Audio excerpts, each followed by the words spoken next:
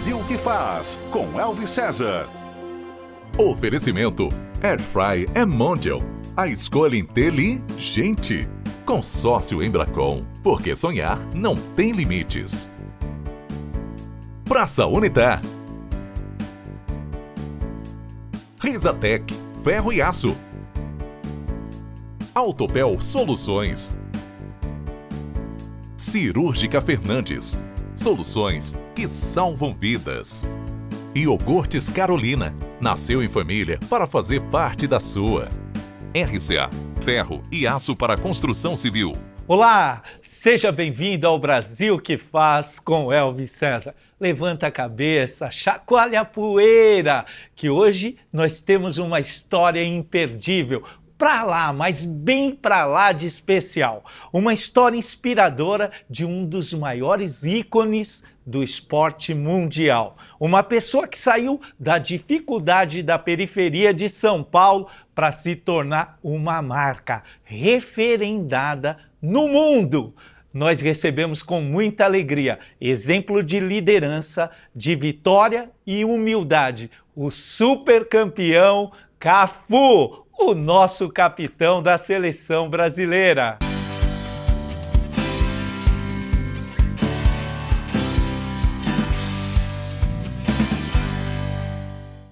Que prazer te receber aqui no Brasil que faz, capitão Cafu. Grande Elvis, o prazer é todo nosso. Faz tempo que eu tô para vir aqui, né? Mas as agendas acabaram não batendo, mas agora estamos aqui para bater esse papo aqui maravilhoso.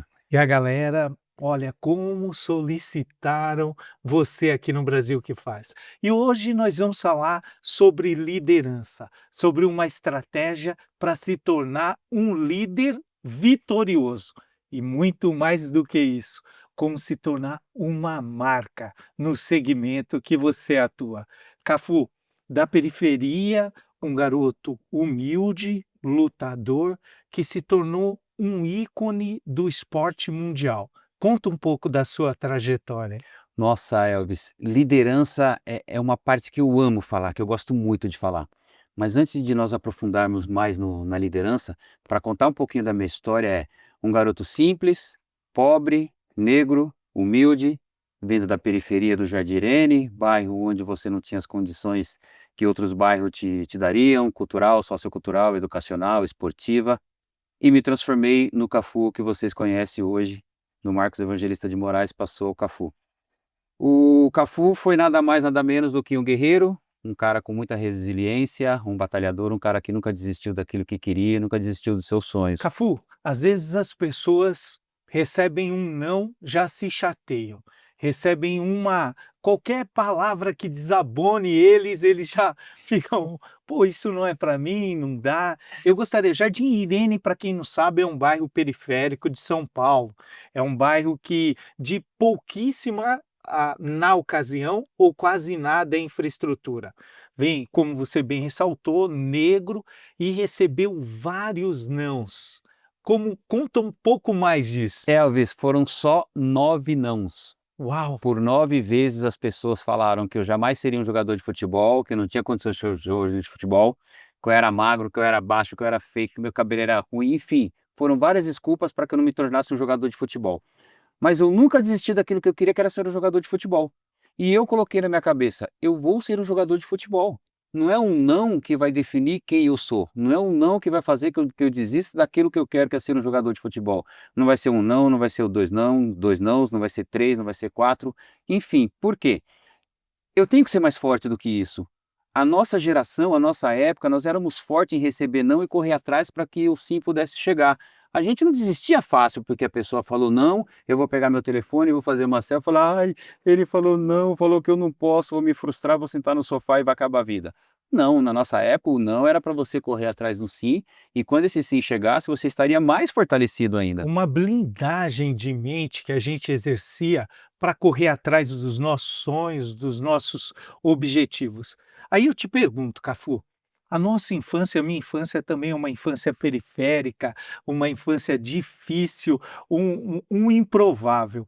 É óbvio que o seu sucesso mundial ultrapassa todas as barreiras do país, mas uma infância difícil prepara para a vida? Uh, que pergunta maravilhosa, Elvis. Como prepara para a vida, cara? A infância difícil, árdua, dura, te prepara para a vida, porque ela é árdua, mas no final ela é vitoriosa. E isso serve para que você possa se fortalecer, porque eu costumo falar, criança que não recebe não e se frustra, cresce um adulto frustrado depois. Então, o não era inerente para nós. O não É, é tão simples, era o normal. trivial. Exatamente, ó, não pode, você não vai fazer, eu não consigo. Hoje em dia parece que você não pode falar não para as pessoas, ai tadinho, não fala não para ele, porque senão ele vai chatear. Como assim?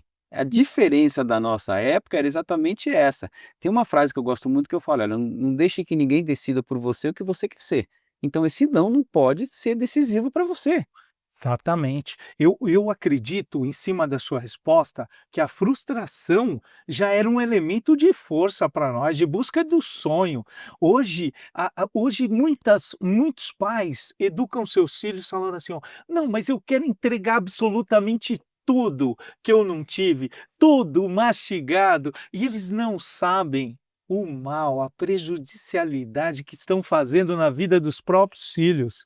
Olha, é pura verdade, porque eu fui É. um pouco assim com os meus filhos e eu vi que em um determinado momento eu estava errado. Falei: "Caramba, quando é que eu vou deixar esses meninos crescer? Quando é que eles vão criar a própria asa e vão voar, porque se eu estou sempre trazendo ele para debaixo das nossas asas?"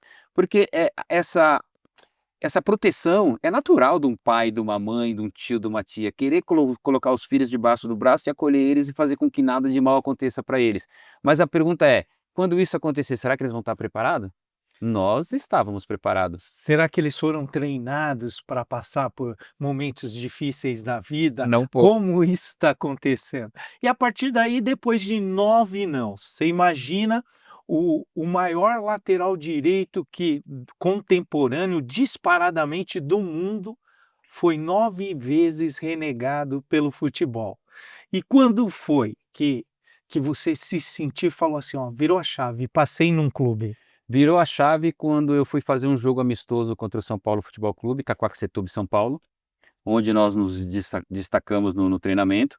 E o treinador de São Paulo pediu para que nós ficássemos no São Paulo durante 30 dias para fazer um teste, para observar melhor, para ver se era aquilo mesmo, para ver se de repente aquele não foi o único treino bom que nós tínhamos feito. E foi a partir daí que eu entrei no São Paulo. Então não precisou nem de 30 dias desse período, precisou de 15 dias.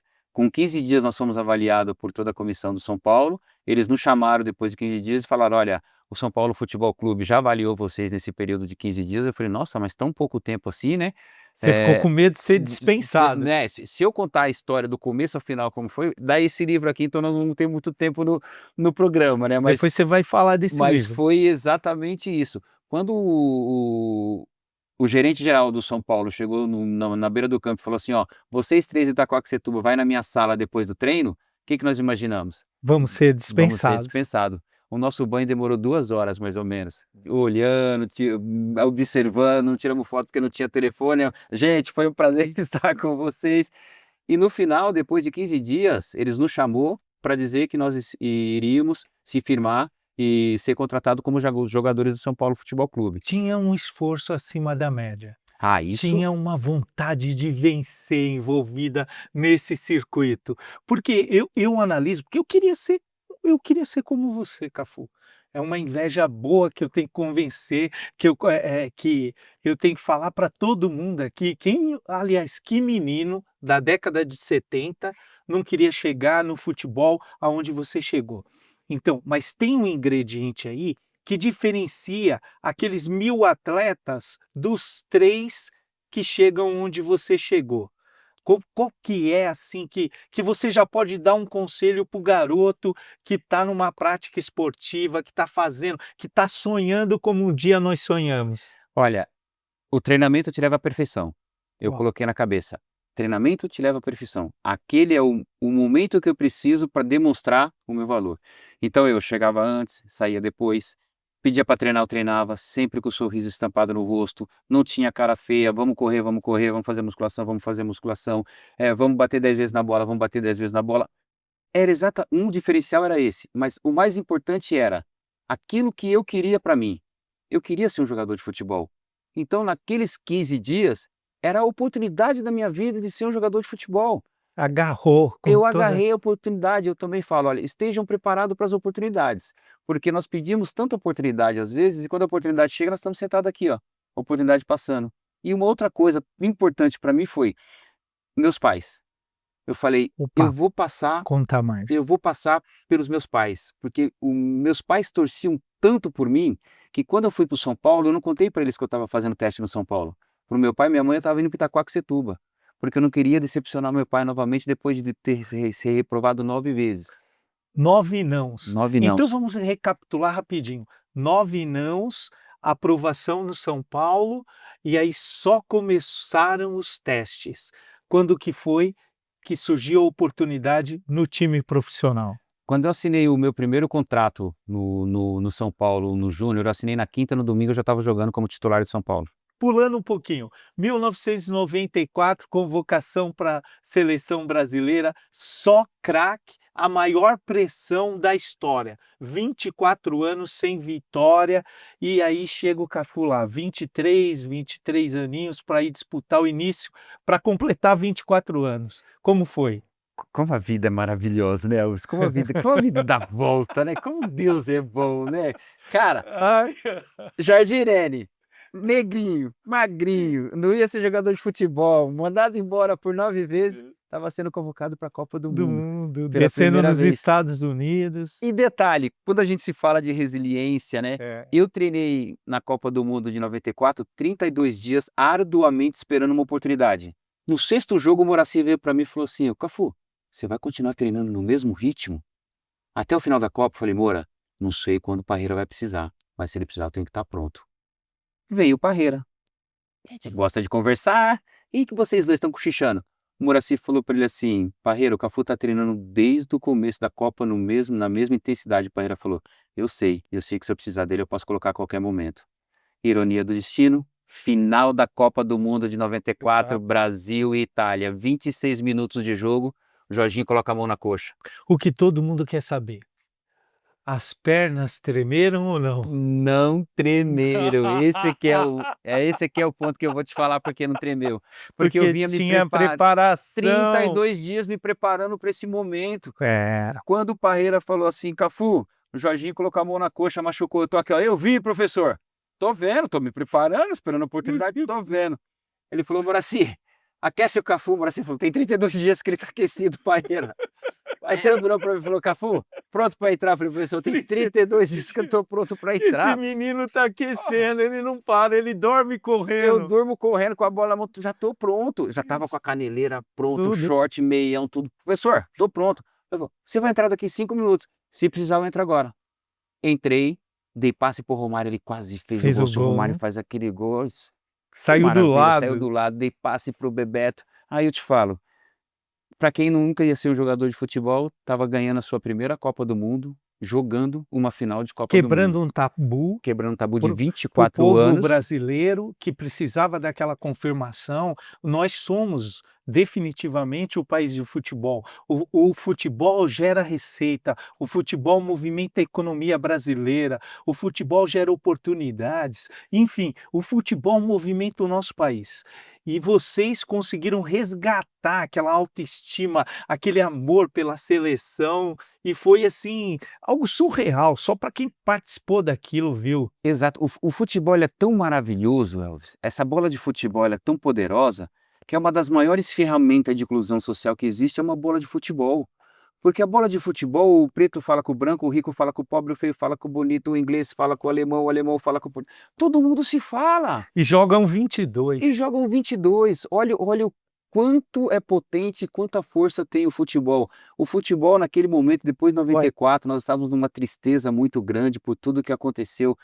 A Copa do Mundo resgatou novamente a alegria do povo brasileiro, de sair na rua, de bater no peito e falar assim: "Eu tenho orgulho de ser brasileiro, eu tenho Isso. orgulho de vestir a camisa da E você seleção vê que brasileira." talvez quem não viveu, os mais jovens, tá vendo essa empolgação nossa, essa lembrança e ver a gente todo inspirado por conta disso, porque foi magnífico.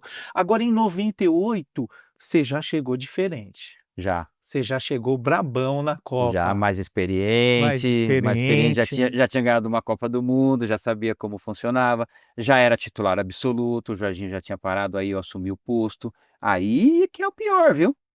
Não pensa, você luta para ganhar uma eleição e depois que você ganha a eleição, que você senta na cadeira, você acha que vai acomodar? Não. Piora as coisas. Aí aumenta seu nível de De exigência. responsabilidade, de exigência, porque agora você não é mais um coadjuvante, você é a peça principal. Para fazer coisas diferentes, os desafios têm que colocar e imporem metas audaciosas. E foi isso que vocês fizeram naquela Copa. Mas todo o Brasil quer saber. O Ronaldo passou verdadeiramente mal na Copa de 98? O Ronaldo teve uma convulsão na Copa de 98. Ele teve uma convulsão 8 horas antes do jogo, antes da final da Copa do Você Mundo acredita que contra a já França. era por esse estresse que você comentou antes, que ele já era ali um ícone já do futebol brasileiro e do mundial? Ele era a peça principal, né, do Brasil, não que tenha ganhado a Copa sozinho ou que ganhe a Copa sozinho, mas era uma das peças fundamentais da seleção brasileira, titular absoluto. O Ronaldo era a nossa referência lá na frente para fazer gol. Quando o Ronaldo teve esse problema que poucas pessoas viram, eu fui uma das pessoas que cheguei a ver, nós achamos realmente que o Ronaldo não iria jogar. Tanto é que terminou o almoço, nós fomos descansar, cada um foi para o seu quarto, aí voltou do almoço para a preleção, o Zagallo deu a preleção, o Ronaldo estava fora, o Edmundo entra de titular. Olha, o Ronaldo teve um problema de saúde, poucas pessoas sabiam que ele tinha problema de saúde, aí ficaram meio assustados. Ah, mas o que que foi? O que que ele foi? Nós falamos, gente, fica tranquilo, ele teve um probleminha, vai ser medicado, mas não vai ter condições de jogar. Fomos para o quarto, descansamos e o Ronaldo foi para o hospital. Até aí, o Ronaldo não vai jogar porque ele teve uma convulsão. Chega na hora, Ronaldo está escalado K9. Você já sabia? Você já era um líder dali naquele time ou não? Então, aí é que tá.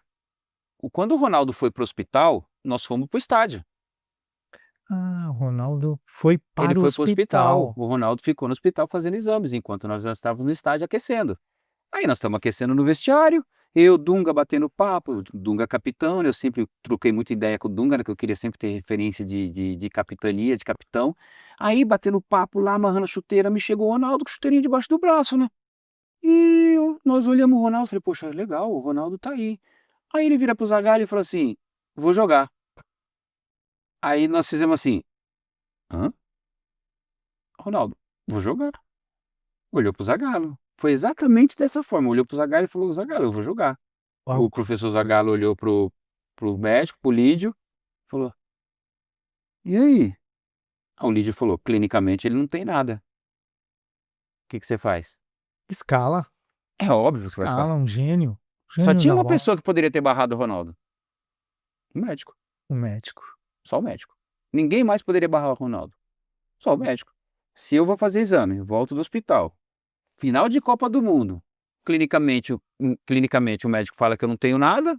Qual era o clima do vestiário? O Brasil, nós sentimos naquela ocasião que tinha um sentimento de tristeza, algo assim, mas ao mesmo tempo parecia que tinha uma vaidade, já ganhou, um pertencimento, já que já era campeão, que ia ser um jogo mais fácil. Como vocês fizeram a leitura do jogo? Olha, isso eu posso te garantir, Elvis. Jamais nós pensaremos dessa maneira.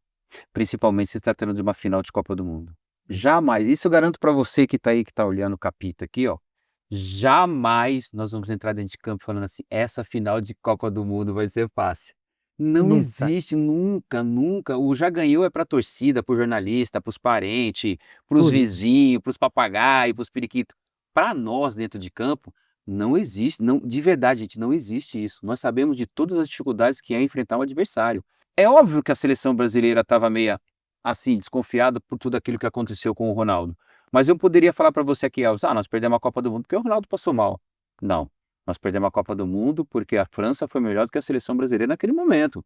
Eu não posso deixar de dar os méritos para uma seleção da França que jogou muito contra uma seleção que infelizmente nós não jogamos aquilo que nós esperávamos. Não conseguiu jogar Não conseguimos na jogar, final. não conseguiu. E pode acontecer.